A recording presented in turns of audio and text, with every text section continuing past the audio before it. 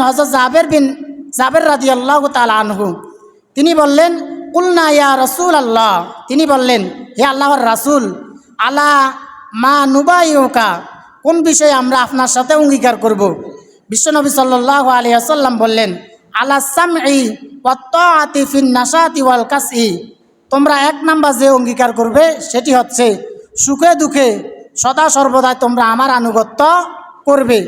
2 number বললেন, ওয়া আলান নাফকতি ফিল আসরি ওয়াল ইউসরি, 2 নাম্বার বললেন সচ্ছল এবং অসচ্ছল উভয় অবস্থায় তোমরা আল্লাহর রাস্তায় দান করবে। 3 নাম্বার বললেন, ওয়া আলাল আমরি বিল মারুফি ওয়ান নাহি আনিল মুনকার, তোমরা সৎ কাজের আদেশ দিবে এবং অসৎ কাজে মানুষদেরকে বিরত রাখবে।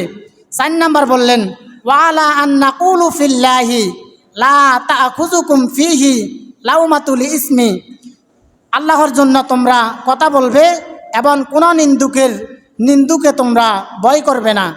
5 নাম্বার বললেন, ওয়ালা আং তাংসুরুনি ইজা কদিমতা ইয়াসরিব, আর আমি যখন ইয়াসরিবে যাব, আমি যখন মদিনায় যাব, তখন তোমরা আমাকে সাহায্য করবে। 6 নাম্বার বললেন, তোমরা আমার নেতৃত্ব অনুসরণ করবে। এই 6টা বিষয় যখন নবীজি তাদের সামনে উপস্থাপন করলেন, তখন মুসলমানরা বলতে লাগলো, হে আল্লাহর রাসূল, আমরা যদি আপনার সাথে অঙ্গীকার করি তাহলে আমাদের কী লাভ হবে?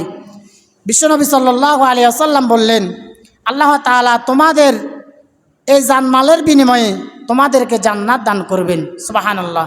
এই 75 জন লোক আকাবা নামক স্থানে নবীজির সাথে বায়াত গ্রহণ করলেন।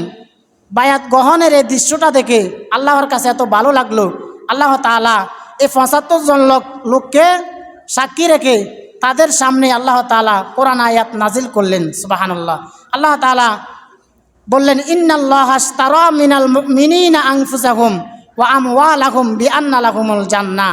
আল্লাহ তাআলা বলেন, ইন্নাল্লাহা, নিশ্চয় আমি আল্লাহ, ইশতারা ক্রয় করেছি, মিনাল মুমিনিনা, আমার মুমিন বান্দাদের কাছ থেকে, আনফুসাহুম তাদের জান, ওয়া আমওয়ালাহুম এবং তাদের মাল, বিআন্না লাহুমুল জান্নাহ জান্নাতের বিনিময়ে, নিশ্চয় আমি আমার মুমিন বান্দাদের জান এবং মাল কিনে নিয়েছি, ক্রয় করেছি, আর তার বিনিময়ে আমি তাদেরকে জান্নাত দান করব। সুবহানাল্লাহ।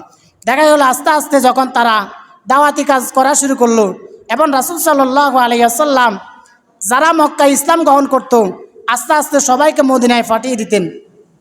এক পর্যায়ে নবীজি হিজরত করার জন্য প্রস্তুতি